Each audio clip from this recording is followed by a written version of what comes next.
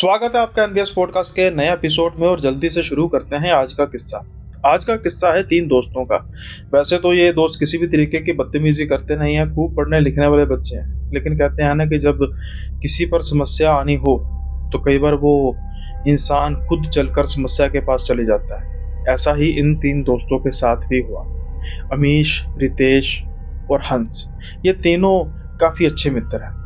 अब जो तीनों जिस कस्बे में रहते हैं, कोई बहुत बड़ा कस्बा तो है नहीं, एक छोटा सा कस्बा है, लेकिन ये तीनों अमूमन एक दूसरे के घर में ग्रुप स्टडी करने के लिए जाते रहते हैं, जिसकी वजह से स्कूल में इन तीनों का जो स्कोर है काफ़ी अच्छा है। ये काफ़ी अच्छा पढ़ाई में है और तकरीबन आपस में ही इनका कंपटीशन रहता है एक क्लास में होने की वजह से। लेकिन तीनों ही एक दूसरे से कम नहीं है, एक दूसरे से बढ़कर ही है। अब ये तो रूटीन का इनका काम होता है कि कभी महीने में 2 बार, हफ्ते में 1 बार, और जब एग्जाम्स का टाइम होता है तो तब तो इनकी ग्रुप स्टडी तो परमानेंट चलती रहती है।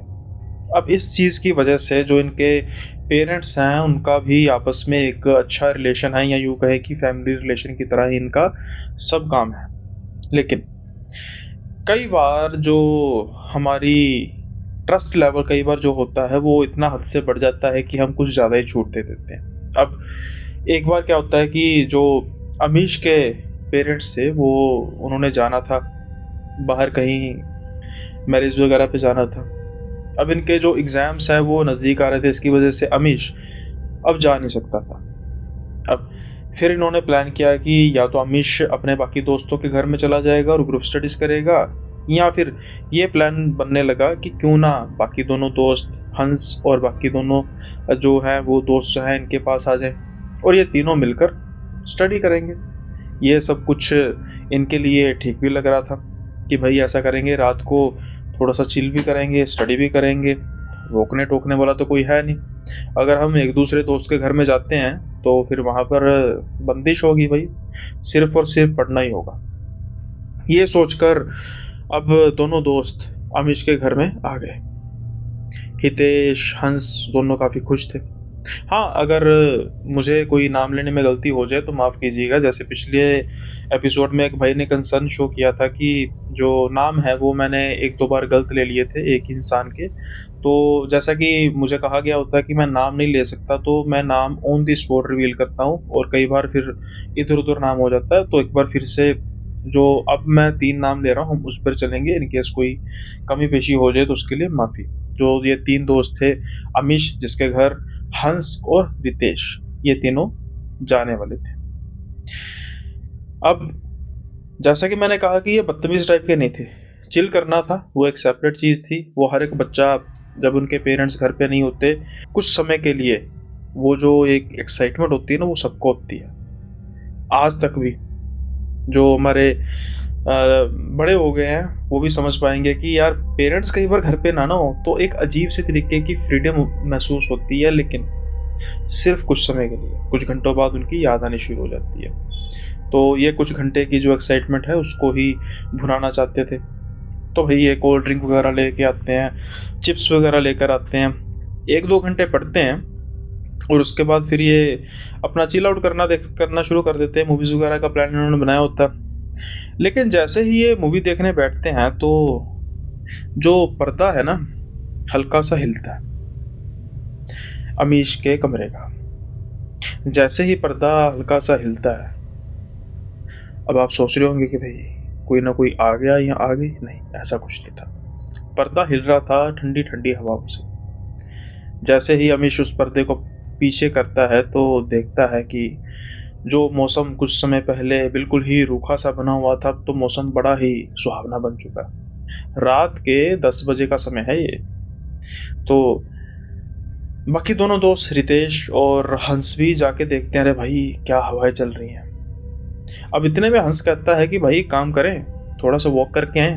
तो अमीश कहता है कि भाई पागल हो गया क्या, घर में हम तीनों अकेले हैं, पीछे कौन रहेगा। तो हंस कहता है कि भाई पीछे रहने की ज़रूरत ही क्या है, घर में ताला लगा के जाएंगे, वॉक करते जाते हैं और फिर थोड़ी देर में आके हम मूवीज़ वगैरह का शुरू कर लेंगे। अब 10 बजे का समय, जो छोटे कस्बे होते हैं वो तकरीबन बंद हो चुके होते हैं। वहाँ पर सिर्फ आवाज़ आती है आवारा कुत्तों की, कोई इंसान होता नहीं है। बहुत इक्का दुक्का लोग, अगर जिनके घर के पास पार्क है वहां पर वो थोड़ा बहुत वॉक कर रहे होते हैं, इसके अलावा तो सुनसान होती है। यही हाल जो है इनके कस्बे का भी था। अब थोड़ा बहुत वाद विवाद होता है, लेकिन आखिर में ये डिसाइड किया जाता है कि हम वॉक करते करते एक हाथ में डंडा पकड़ेंगे कि कोई जानवर वगैरह ना लग जाए, और फिर उसके बाद हम जाएंगे कुछ समय तक आगे, कुछ घूमेंगे, और फिर हम चलेंगे वापसी की तरफ। ये प्रोग्राम बना। अब इन्होंने घर पे ताला लगाया और ये चल पड़े सीधी सड़क की ओर। चलते चलते बातें करते करते मौसम इतना सुहावना होता जा रहा था। पहले पहले जो धीमी धीमी हवा चलनी शुरू हुई थी, अब वो थोड़ी सी तेज हो चुकी थी। हवा ठंडी होनी शुरू हो चुकी थी। जो बादल थे वो अब अपने चरम पर आ चुके थे, और गहरे घने बादल थे। ऐसा महसूस हो रहा था कि कुछ ही समय में काफी तेज बारिश होगी। लेकिन जो ये तीनों दोस्त थे ना, ये तो बस अपनी ही मस्ती में आपस में बातें करते हुए जा रहे थे। इनको बातें करते करते इतना महसूस नहीं हुआ कि कुछ ही समय बाद बारिश होगी और बहुत तेज होगी। ये महसूस तो कर रहे थे हल्की हल्की कनियों को, बारिश की हल्की हल्की जो दाने होते हैं बारिश के शुरुआती होते हैं, लेकिन वो इनको मंत्रमुग्ध कर रहे थे, क्योंकि जैसे ही वो सूखी माटी पर पड़ रहे थे तो को सूंघने के उनकी खुशबू को सूंघने के बाद ये और मंत्रमुग्ध हो रहे थे, और ये सोच रहे थे कि हम थोड़ा सा और आगे चल रहे हैं। लेकिन आज के दिन इनकी किस्मत को कुछ और ही मंजूर था। ये बातें करते करते अपने घर से काफी ज्यादा दूर आ चुके थे, और कस्बों में जो एरिया होता है कुछ बहुत बड़ा नहीं होता। अब ये एक ऐसे हिस्से में आ चुके थे दिन के समय में भी लोग किसी बिना काम से आते नहीं है। ये उस इलाके में प्रवेश कर चुके थे जिसको कहते हैं शमशान, जो कि एक छोटे से कस्बे का छोटा सा शमशान था। कुछ समय में ये उसको क्रॉस करके और आगे की तरफ चल जाते हैं, और अब शुरू हो चुके थे खेत खलियान। लेकिन जब ये उस लेवल तक, उस जगह तक पहुंचते हैं, तो फिर ये देखते हैं कि हम बहुत आगे आ गए। लेकिन अब वापस जाने का रास्ता था नहीं, क्योंकि बारिश इतनी तेज हो चुकी थी कि अगर ये बारिश में जाते तो ये इतना भीग जाते कि बीमार होना लाजमी था। अब ये शमशान को जो क्रॉस कर कर गए थे ना, वो रास्ता कुछ ऐसा था कि जो शमशान से बिल्कुल पीछे की ओर एक स्लाइड लेकर मुड़ जाता है, जिसमें शमशान जो है उसका दरवाजा नजर नहीं आता। मतलब कि बिल्कुल शमशान से साइड पे बीच में कुछ दुकानें हैं, जो कोई भी किसी भी चीज की गोदाम वगैरह की होगी, और शमशान एक साइड पे रह जाता है। यानी कि वाई टाइप का वो एक एक एरिया था, जहां पर जो शमशान था दूसरी जगह पे रह जाता था, और ये दूसरे एरिया में थे आगे की तरफ। हालांकि शमशान पास में ही था। अब बारिश बहुत तेज हो रही है। इनको एक शेड मिलता है, ये शेड पे बैठते हैं, वेट करते हैं बारिश होने का। 10 मिनट, 15 मिनट, 20 मिनट, पूरा 1 घंटा बारिश बहुत तेज पड़ती है। और जिस रास्ते से ये आए थे ना, वो अब नहर बन चुका था, क्योंकि वो एक कच्चा रास्ता था और कुछ आसपास के एरिया से नीचे की ओर। अब यहाँ से तो सिर्फ एक तरीके से ही जाया जा सकता था, वो था तैर के। वही नदियों में तैरा जाता है, जो ये टेम्पररी नदियां बनती हैं यहाँ पर कैसे। हालांकि ये बात रितेश ने हंसी में कही थी, और बाकी दो दोस्त इसको मुंह चढ़ा कर कहते हैं कि तू पागल हो गया क्या। अब हम बढ़ते हैं दूसरे रास्ते की ओर। अब ये जो रास्ता था ना, ये इनको फॉलो करना पड़ना था शमशान की ओर। फिर भी इनके दिमाग में कुछ ऐसी बात थी नहीं कि भाई शमशान है, कोई दिक्कत परेशानी हो सकती है, कुछ हो सकता है। लेकिन ये अपनी धुन में उस तरफ चल पड़े। वैसे तो ये उसको पार करके आ जाते, कोई दिक्कत वाली बात नहीं। लेकिन आज पता नहीं इनकी किस्मत खराब थी कि जैसे मैंने कहा कि कभी ये बदतमीजी करते तो थे नहीं। आज इनके मन में कुछ और ही अलग ही तरीके की उमंग थी, जो शायद इनको मजबूर कर रही थी बदतमीजी करने के लिए। हंस के हाथ में थी लाठी। अब ये शमशान की तरफ जा रहे होते हैं।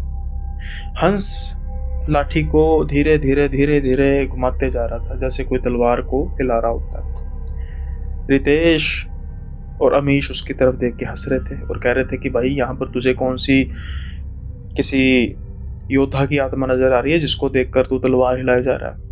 हंस भी ये देखकर हंस रहा था, और अपने दोस्तों की बातों में आकर वो और ज्यादा तेज तरीके से उसको मारे जा रहा था हवा में। कुछ समय बाद अमीश और रितेश के बहकावे में आने पर वो उसको अप्रिशिएट कर रहे थे। अब वो बिल्कुल घूम घूम कर कभी ऐसे तलवार मारने लग पड़े, कभी इधर उधर, तलवार नहीं डंडा इधर उधर करने लग पड़े, इधर उधर करने लग पड़े। अचानक से ठक की आवाज आती है, उसका डंडा एक पॉइंट पर रुकता है। जैसे ही वो एक पॉइंट पर रुकता है तो तीनों सन के सन हवा में ये किसको लगी, क्योंकि जैसे ही वो डंडा हवा में रुकता है एक आवाज आती है गुर्राने की। जब हंस वो डंडा देखता है, उस डंडे पर खून था। हवा में भला किसको लगी और हवा में लगने पर किसके खून निकलता है? ये क्या इस बात को समझ पा रहे थे? ना मैं इस बात को समझ पा रहा हूं और मुझे यकीन है ना आप इस बात को समझ पा रहे होंगे। लेकिन हंस वहीं पर डंडा छोड़ता है। रितेश कहता है जल्दी से चलो, कुछ ठीक नहीं है यहाँ पे।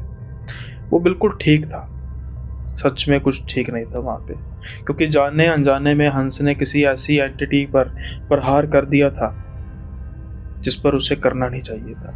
अब आप सोचेंगे कि भाई उसको कुछ नजर ही नहीं आ रहा तो प्रहार क्यों, आप क्यों कह रहे हो कि प्रहार करना नहीं चाहिए था? उसको हवा में भी ऐसी जगहों पर लाठियों को नहीं फहराना चाहिए था। जरूरी नहीं होता कि शमशान के अंदर ही कुछ हो, कई बार शमशान के बाहर भी कुछ होता है। अब ये थोड़ी तेज तेज चलने लग पड़ते हैं, लेकिन इनको अब आवाज आने लग पड़ती है कि कोई है जो घुर्रा कर इनके पीछे पीछे चल रहा है।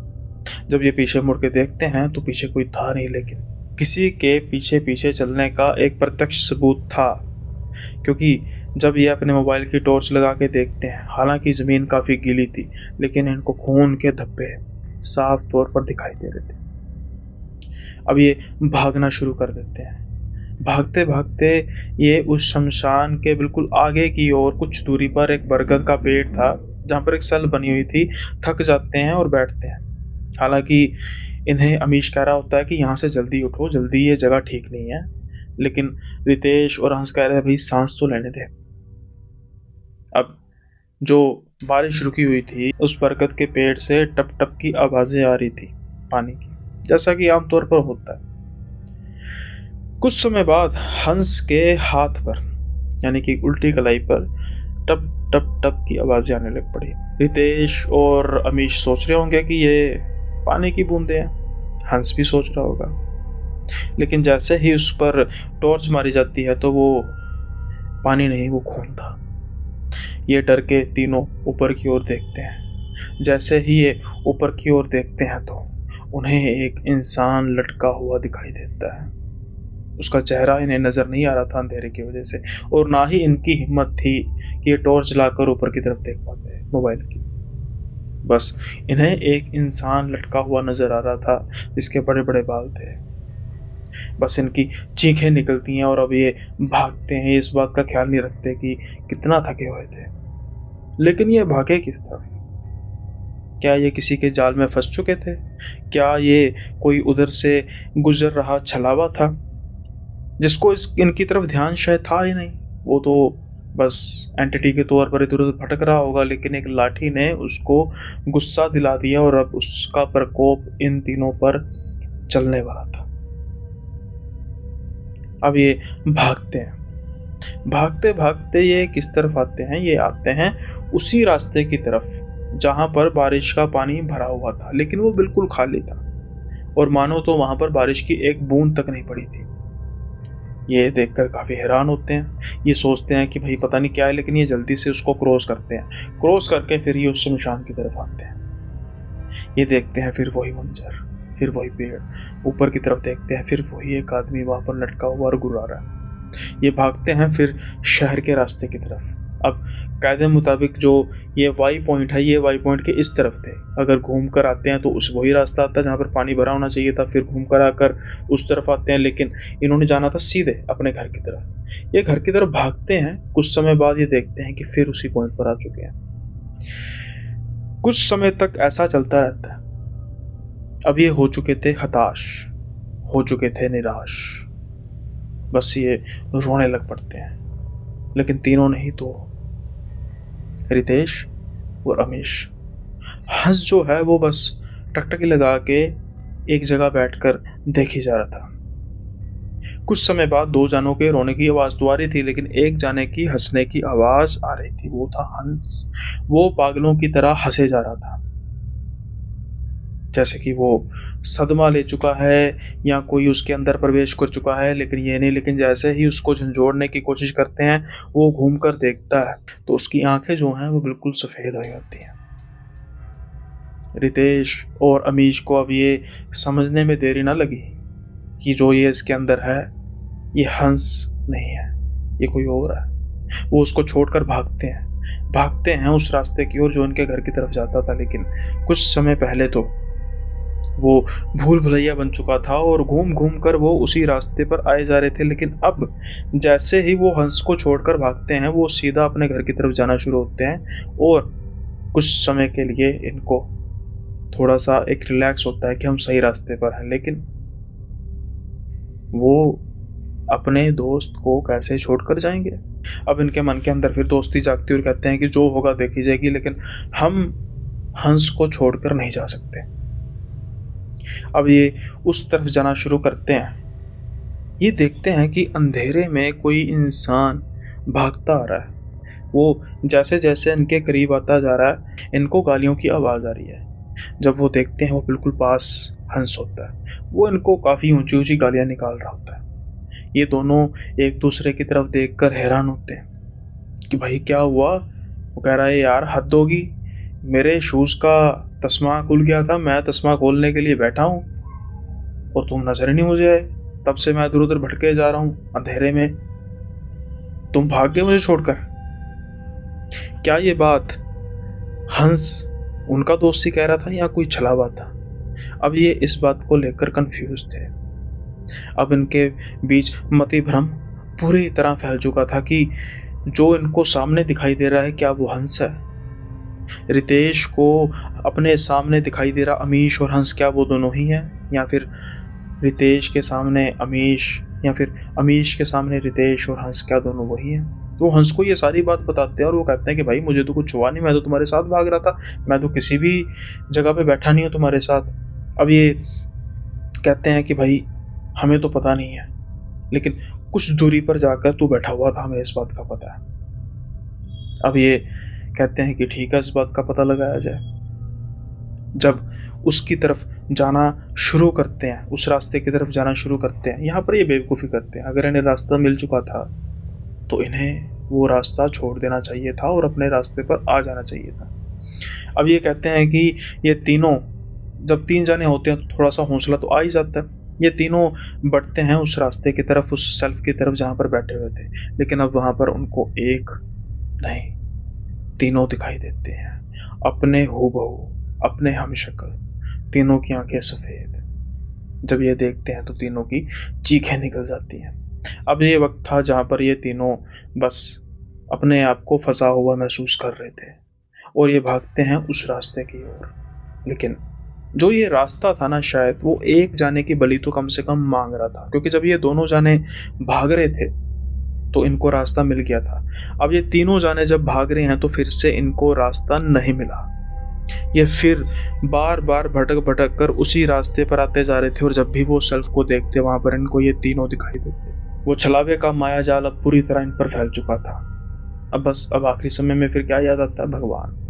ये बस ऊंची ऊंची भगवान का नाम लिए जा रहे थे, अपने माँ बाप को याद किए जा रहे थे और एक पॉइंट पर आकर एक उदामनुमा जगह पे जाकर ये बेहोश होकर गिर जाते हैं। अगले दिन इनकी जो जाग आती है तो नेचुरली बात है, लोग इनके आसपास थे, हैरान थे कि भाई बच्चे हैं, ये क्या कर रहे हैं यहाँ पे। लेकिन जब ये आसपास अपने देखते हैं, माहौल देखते हैं, सुबह हो चुकी है, थोड़ा सा रिलैक्स महसूस करते हैं और बाद में फिर सारी घटना के बारे में जिक्र करते हैं। हालांकि कोई भी इनकी बातों को मानने के लिए तैयार नहीं था। पुलिस को भी बुला लिया गया था कि कहीं ये शराब शुरू पर पी कर तो नहीं गिरे। लेकिन इतनी उम्र में हालांकि नशा करते हैं लोग, बट ये तो नहीं करते थे। तो जब इनकी जांच की गई, इनके माँ बाप को बुलाया गया, सर्विस अलग से हुई इनकी। उस दिन के बाद मौसम सुहावना हो, बारिश हो, बर्फ गिरे, आंधी आए, तूफान आए, ये घर में ही रहना पसंद करते हैं, खास तौर पर जब ये तीनों होते हैं। क्योंकि जो एक बार इन्होंने वो नज़ारा लिया है, उस नज़ारे को ये दोबारा से महसूस नहीं करना चाहते किसी भी हालत में, किसी भी कीमत पर। आई होप ये किस्सा आपको पसंद आया होगा और लाइक कीजिए अगर आपको पसंद आई है ये कहानी, और साथ के साथ ही कमेंट जरूर करते रहिए कि कैसे आपको किस्सा लगता है, और सब्सक्राइब कर ही दीजिए भैया। अब तो बहुत देर हो गई आपको मेरे किस्से कहानियाँ सुनते हैं, बार बार चैनल पर आकर किस्से कहानियाँ सुनते हैं आप और सब्सक्राइब नहीं करते भैया। जल्दी से रिक्वेस्ट है आपसे, कीजिए सब्सक्राइब। अब हम बढ़ते हैं अगले किस्से की ओर, और अगला किस्सा जो है वो अजीब सा किस्सा है भाई बड़ा। वैसे तो अजीब ही किस्से होते हैं, सारे डरावने अजीब होते हैं, लेकिन वो कहते हैं ना कि लातों के जो भूत होते हैं वो बातों से नहीं मानते। कई बार ऐसे भूत होते हैं जो लातों से भी नहीं मानते। तो फिर उन ऐसी शक्तियों को, ऐसी घिनौनी शक्तियों को ऐसी शक्ति के साथ उनका सामना कराना पड़ता है जहां पर उनकी देखती सिटी पिटी गुल हो जाए। कई बार जो ये एंटिटीज होती हैं ये अपने आप को ज़्यादा ही फन्ने खा समझती हैं और ये महसूस करती हैं कि हमसे बढ़कर कुछ है नहीं। फिर इन्हें दिखाना पड़ता है कि क्या होता है, क्या होती है परमात्मा की शक्ति। ऐसा ही हुआ चित्रा के साथ। अब जो चित्रा है वो एक जॉइंट फैमिली में रहने वाली है। अब जो चित्रा है ना वो उसका एक छोटा सा परिवार है लेकिन बड़ा सा घर है।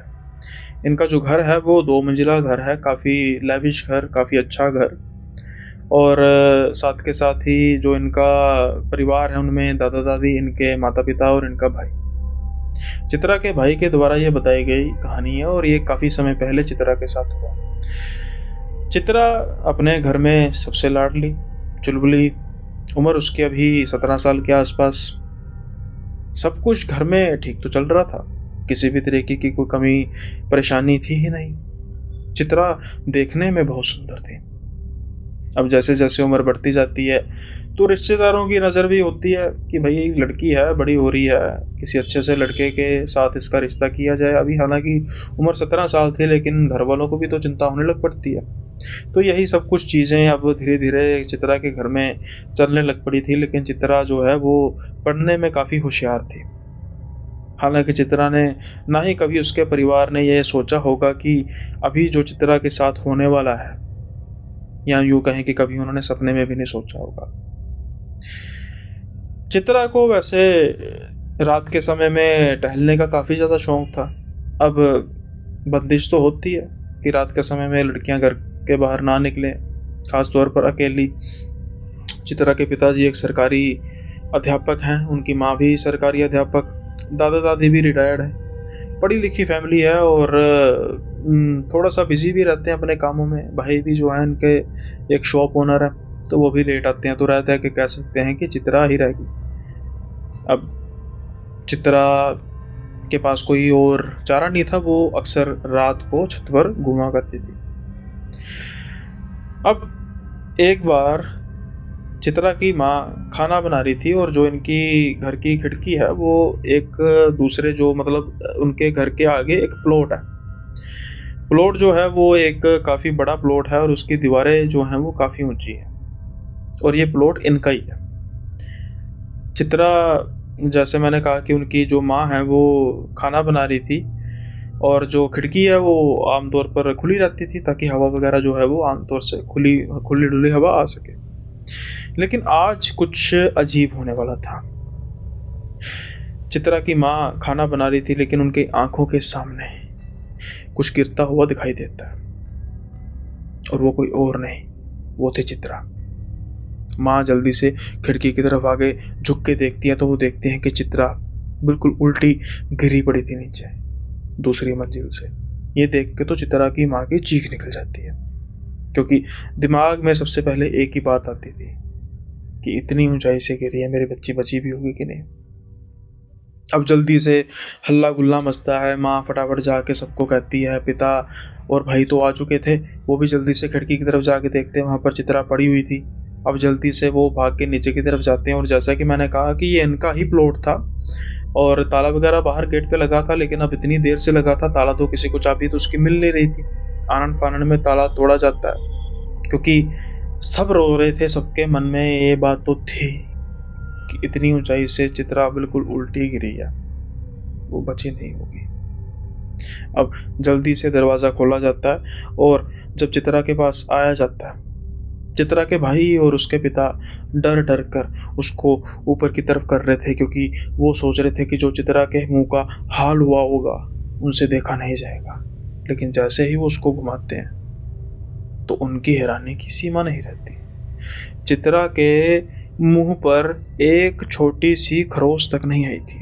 चित्रा के पिता और उसका भाई एक दूसरे का मुंह देखते हैं। उनके मुंह पर खुशी की लहर तो साफ दिखाई दे रही थी, लेकिन साथ के साथ ही हैरानी भी। अब ना ही चित्रा के माता पिता, दादा दादी, भाई, बल्कि सभी मोहल्ले वाले जो आसपास लोग जिनको पता लगा था कि चित्रा छत से गिरी है, वो सबके सब हैरान थे कि मुंह के बल गिरे होने के बावजूद कोई चोट तक नहीं लगी, खून तक नहीं बहा, और तो और शरीर पर किसी तरीके का नील तक नहीं पड़ा, जो कि पड़ना लाजमी है। खैर, जब उनको हॉस्पिटल में चित्रा को लेकर जाया जाता है, उसके टेस्ट वगैरह कराए जाते हैं, सिर्फ और सिर्फ बेहोश होने के अलावा चित्रा को किसी तरीके की कोई समस्या थी नहीं। अब जब उसको होश आती है हॉस्पिटल में, चित्रा अपने आप को हॉस्पिटल में पाती है, तो वो देखती है कि मैं ये हॉस्पिटल में कहाँ से आ गई। अभी चित्रा के माँ बाप, उसका बाकी सारा परिवार उससे किसी तरीके की बात ऐसे नहीं करना चाहता था कि चित्रा को शौक लगे।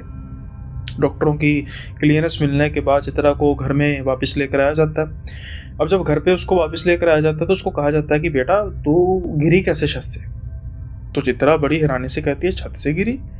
नहीं, जहां तक तो मुझे लग रहा है कि मैं तो छत पर चल रही थी, अब मैं उसके बाद यहाँ पर आपके सामने उठी हूँ, मैं तो छत से गिरी नहीं।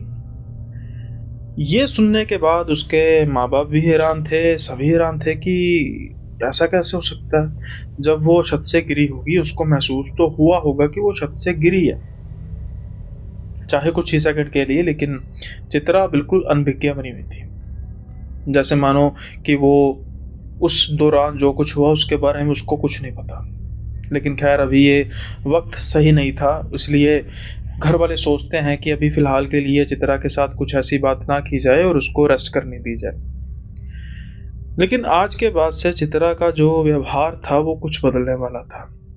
क्या कोई उसको अंदरूनी चोट लगी थी? अगर ऐसा होता तो बहुत जल्द नजर आ जाता। चित्रा, जैसे मैंने कहा कि जो काफी ज्यादा चुलबुली थी, सबसे हंसकर बातें करने वाली, घर की लाडली, अब उसका व्यवहार सबसे अलग होने लग पड़ा। आमतौर पर वो दादी को बूढ़ा बूढ़ी बोलती। शुरू में तो दादा दादी को लगा कि शायद बच्ची मजाक में कर रही है, लेकिन उसके बोलने का लहजा बड़ा ही अजीब तरीके से होता। अपने बाप को भी कुछ वो अलग से तरीके से बुलाती, अपनी माँ को भी, यानी किसी भी बड़े का वो अब सत्कार नहीं करती थी। एक प्यारी सी लड़की अब बदतमीज बन चुकी थी। कुछ देर तो घर वाले सहते रहे, लेकिन वो सोचते रहे कि हो सकता है कि चोट लगने की वजह से कुछ फर्क पड़ा, उसको चेकअप के लिए भी लेकर जाया गया, लेकिन वो बिल्कुल ठीक थी।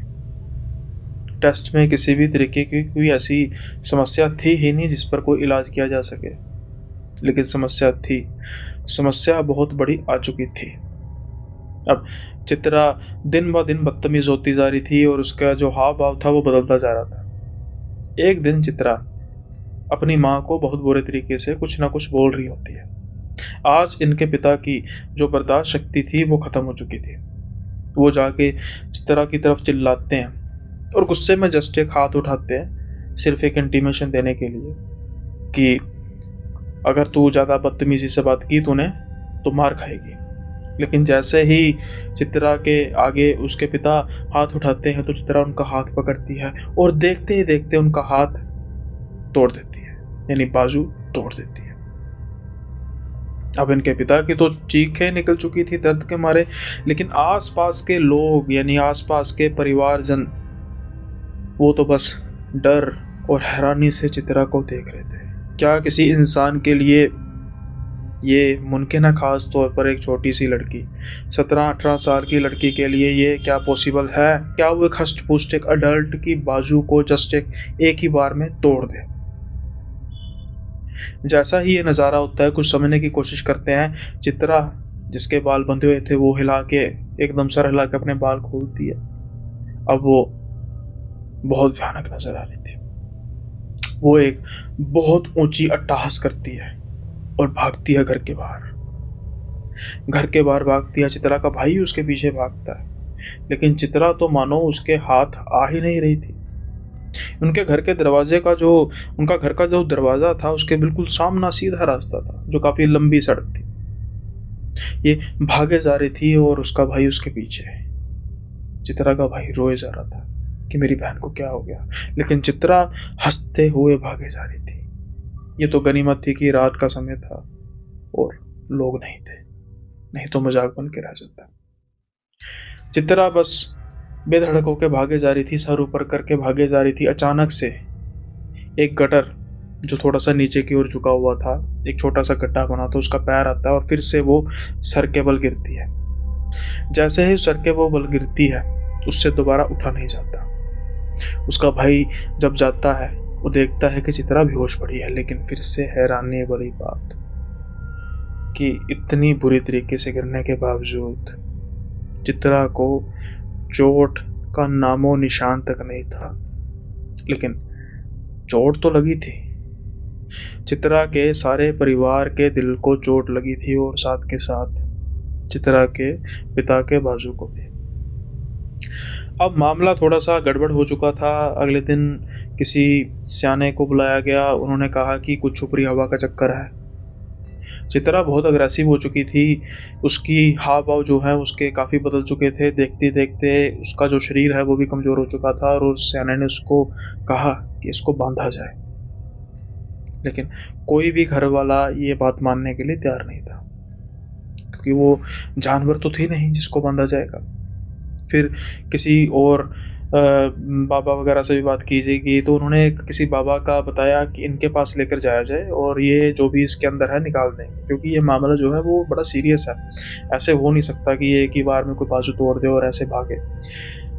अब जब वो सारा परिवार, जब इनके पिता की कुछ बाजू थोड़ी बहुत ठीक हुई, उसको लेकर जाया गया। इस दौरान भी काफ़ी कुछ हुआ।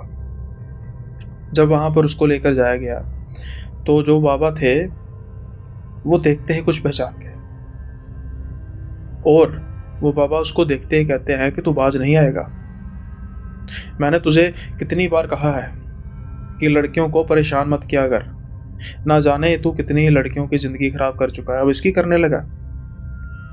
जो चित्रा, जिसकी आवाज बड़ी मनमोहक थी, जो जब हंसती थी उसकी आंखें बहुत प्यारी लगती थी, जैसे ही वो बाबा ये बात करते हैं तो चित्रा हंस के कहती है इसको भी लेके जाऊंगा। जैसे ही ये वो बात करती है तो आसपास उसके परिवार डर जाते हैं, लेकिन बाबा हंस रहा था। वो कह रहा था कि इसको तो नहीं लेके जाने दूंगा मैं, सही समय पर ये मेरे पास ले आए हैं, अभी वक्त नहीं बीता। वो फिर कहती है, या कहता है जो उसके अंदर था, कि इसको तो मैं लेकर जाऊंगा, तेरे सामने ही इसको लेकर जाऊंगा, तू जो कर सकता है वो कर ले। बाबा को इस बात पर गुस्सा आता है। वो अपने दो सहयोगियों को कहता है कि इसकी बाजू पकड़ो और चित्रा को बांध दिया जाता है। वो जो उसका परिवार करना नहीं चाहता था अब उसके सामने हो रहा था। देखते ही देखते चित्रा को कोड़े पड़ने शुरू हो जाते हैं। पर जैसे जैसे चित्रा को कोड़े पड़ रहे थे वैसे वैसे उसके अंदर से चित्रा की चीखें नहीं, बल्कि किसी आदमी की चीखने की आवाज आ रही थी। कुछ समय तक तो परिवार देखता है, लेकिन देखते ही देखते खासतौर पर उसके पिता की हिम्मत जवाब दे जाती है। वो कहते हैं मैं इसमें और टॉर्चर नहीं दे सकता। बाबा कहते हैं कि जो इसके अंदर है वो इतनी खतरनाक शक्ति है कि इसको लेकर ही जाएगी। लेकिन चित्रा के पिता की हिम्मत जवाब दे चुकी थी। वो कहते हैं कि नहीं, मैं अपनी बेटी को इस हालत में नहीं देख सकता, मैं उसको ऐसे मार पड़ते नहीं देख सकता। वही चित्रा के अंदर का जो शैतान था वो भी मौका भांपता। वो कहता है कि पापा मुझे बचा लो। अब वो चित्रा बना था, मुझे बहुत दर्द हो रही है, ये मुझे मार देंगे, मुझे नहीं पता ये क्यों मुझे मार रहे हैं। बड़ा ही इमोशनल सीन हो चुका था। बाबा जो था वो हट से, वो जिसे कहते हैं कि पूरी जोर से उसको निकालना चाहता था, लेकिन अब ना ही सिर्फ इनके पिता, बाकी सारे परिवार भी बहुत ज़्यादा प्रताड़ित हो चुका था। चित्रा से भी ज़्यादा प्रताड़ित हो चुका था उसकी हालत देख के। वो गिड़गिड़ाते हैं बाबा के आगे कि हमें इसे लेके जाने दीजिए। बाबा कहता है कि जो इसके अंदर है इसको मेरे अलावा कोई भी ताकत नहीं निकाल सकती। जाओ, जितना जोर लगाना है लगा लेना, कुछ भी करके देख लेना, नहीं होगा। लेकिन अहंकार तो वो बाबा भी कर रहा था। जो वो कर रहा था वो ठीक नहीं था, क्योंकि जो काम प्यार से लोग से आंखें दिखाकर किया जा सकता है वो ऐसे मार कर नहीं किया जा सकता। दर्द तो चित्रा को हो रही थी, निशान तो चित्रा के शरीर पर पड़े थे, अब चित्रा को लेकर आया जाता है। हैरानीजनक तौर पर जो सुबह चित्रा को निशान पड़े थे, शाम को वो निशान बिल्कुल साफ हो गए, जैसे कि उसको कोई मार पड़ी ही नहीं। अब तो ये साफ हो चुका था कि चित्रा एक बहुत बड़ी मुसीबत में है। लेकिन उसके परिवार वाले जाएं तो जाएं कहाँ पे? जहां पर भी वो जाते उनको यही पता लगता कि इसको मार पड़ेगी, और वो चाहते नहीं थे कि उनकी प्यारी फूल सी बच्ची को मार पड़े। अब जो निशान थे, अब चित्रा पर अमूमन निशान भी पड़ने शुरू हो गए। सुबह जब वो उठती तो उसके शरीर पर निशान होते जैसे किसी ने उसको नोचा हो।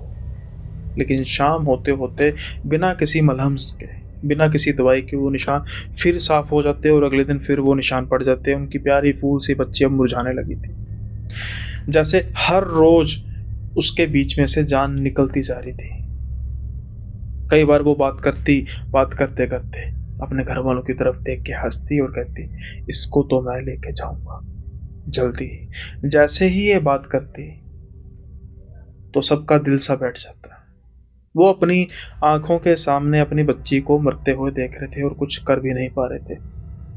लेकिन जब हद हो जाती है तो फिर परमात्मा आता है। पंजाबी में कहावत है कि अत खुदा दा वैर, यानी कि अगर जब कोई इंसान हद कर देता है ना, तो उसका फिर जो दुश्मनी है ना, सीधा भगवान से हो जाती है। यही शायद उसके अंदर बैठे हुए उस शैतान के साथ भी होने वाला था। एक दिन ऐसे ही उनके घर की बेल बजती है और पंडित जी एक होते हैं जो इनके परिवार को अच्छी तरह से जानते हैं। जो परिवार इनका मंदिर में जाता है, वहां पर ये पंडित जी जो है वो पूजा करते हैं। और उनके साथ एक बड़ी ही हल्की उम्र का एक लड़का था, होगी उम्र कोई 20 साल के आसपास। देखने में बड़ा साधारण सा कुर्ता पजामा डाला हुआ था, टीका लगाया था। अब जो पंडित जी थे वो इन परिवार की समस्या से काफी ज्यादा मतलब जानते थे क्या हो रहा है उनके साथ। शुरू में उनकी मदद भी लगी थी, लेकिन कुछ बना नहीं। फिर पंडित जी ने इस लड़के के साथ बात की होगी और फिर पंडित जी इस लड़के को लेकर आए। अब जब उसको मिलाया गया परिवार वालों से, परिवार वाले तो देखकर हैरान रह गए कि भाई इतने बड़े बड़े तांत्रिक जो नहीं कर पाए तो ये क्या कर पाएगा। लेकिन वो लड़का बिल्कुल शांत था। ना ही वो ये कह रहा था कि मैं उसको भगा दूंगा, ना ही वो कुछ बड़े बड़े अपने कसीदे पढ़ रहा था। वो तो कह रहा था कि जो करेंगी माँ करेंगी, क्योंकि उसको जो माँ का एक साया नहीं कह सकते। देखो, मैं इस चीज पे विश्वास नहीं करता। कहते हैं ना लोग, जिसको माँ की चौंकी आती है या माँ की पहरा आता है, इतनी बड़ी शक्ति कोई इंसान जितना मर्जी महान क्यों ना हो वो सह नहीं सकता। हाँ, उनका एक अंश, उनकी योगिनी, एक उनका जिसे कहते हैं ना एक परछावा उन पर जब पड़ता है तो फिर सब कुछ होता है। तो वो मैं उस तरीके से कह रहा हूँ। जो वो उनके कहने का मतलब और था कि इनको माँ की इनको पहरा आता है। अब घर वाले तो हताश हो चुके थे कि भाई क्या हो पाएगा। वो लड़का कहता है कि दीदी को मैं अभी नहीं मिलूंगा, अभी मिलने का सही समय नहीं है, सही समय आएगा रात को। अब उनके भाई पूछते हैं कि भाई कोई हवन यज्ञ करोगे, कोई सामग्री, कोई सामान पूजा का लेकर आना है, ले आते हैं। कहते नहीं, घर में घी होगा शुद्ध, बिल्कुल है। एक रुई होगी, जी है। एक बत्ती होगी जोत की, बिल्कुल है। बस यही चाहिए। अब सारा परिवार वाले जो थे वो इधर उधर देख रहे थे एक दूसरे को कि ये क्या मांग रहा है। अरे भाई हम तो खप गए, ये लाओ वो लाओ, जो डिमांड्स नहीं भी पूरी करनी थी कि मांस भी लाओ, खून भी लाओ, ये भी लाओ, और ये क्या कर रहा है। क्या अब जब ये हुआ, ये मांगा गया, वो सोचते हैं कि ये भी करके देख लेते हैं। दिन से हुई शाम, शाम से हुई रात। जिस कमरे में उस लड़के को बिठाया गया, यहाँ जहाँ पर उसने बैठने के लिए कहा, वो कमरा सारा खाली करके वहां पर एक बस चादर बिछाई गई सफेद कलर की। और जो जोत थी उसको उसके आगे रखा गया और वो लड़का जितनी देर तक वो बैठा, जब वो मिलना था चित्रा से, वो बिल्कुल ध्यान लगा के बैठा रहा। इस दौरान खिड़की से बाहर देखते रहे कि भाई कर क्या रहा है, लेकिन वो ध्यान में बैठा था। अब कुछ समय बाद शाम के समय में एक अंदर से आवाज आती है कि दीदी को बुलाओ। पंडित जी भी साथ थे, वो कहते थे ज्यादा सवाल नहीं करने, बस लेकर आओ, हम भी साथ में बैठेंगे। चित्रा को बिल्कुल सामने बैठाया जाता है, सारे घर वाले भी बैठते हैं। कुछ देर तक वो लड़का ऐसे बैठा रहता है, चित्रा भी उनके सामने ऐसे बैठी रहती है।